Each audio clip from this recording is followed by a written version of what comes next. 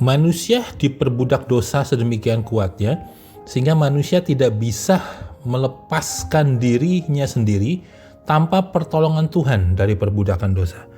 Dan pertolongan Tuhan itu datang melalui kasih karunia yang dibawa oleh Yesus dalam Yohanes 1 ayat 17.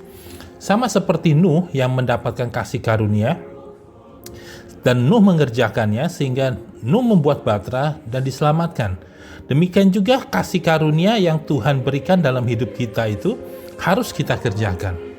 Nah, masalahnya adalah sayangnya nilai daripada kasih karunia itu sudah sedemikian rendahnya karena beberapa orang yang bersaksi membawa nama kasih karunia.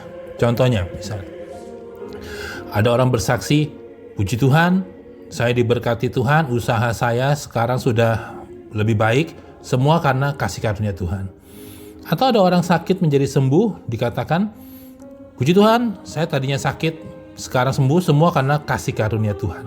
Seakan-akan kasih karunia berbicara tentang diberkati, sembuh dari penyakit. Kalau kasih karunia hanya berbicara berkat, disembuhkan dari penyakit, lepas dari masalah, banyak yang bisa melakukannya. Dukun bisa, pesugihan bisa.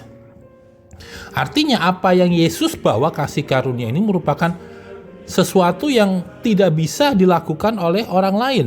Tidak bisa atau bahkan tidak mungkin dibawa oleh pribadi dengan nama siapapun.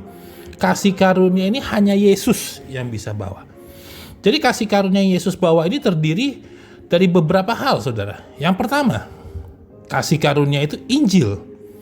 Injil hanya dibawa oleh Yesus. Tidak ada Injil yang lain, saudara. Injil ini adalah kehendak Bapa.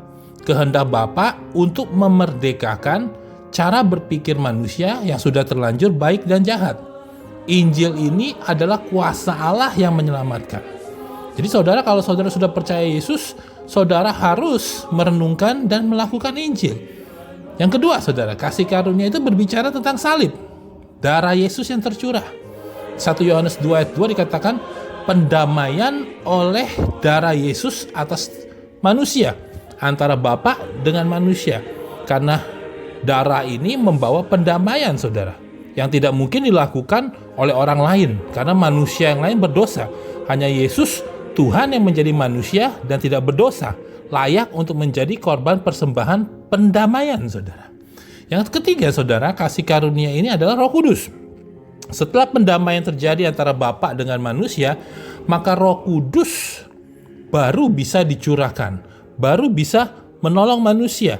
Dan Roh Kudus inilah yang menginsyafkan akan dosa, mengajarkan kebenaran, dan mengingatkan akan penghakiman.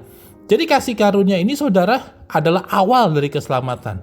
Dan semuanya dilakukan oleh Tuhan, diawali oleh Tuhan. Dan kita menerimanya harus mengerjakannya.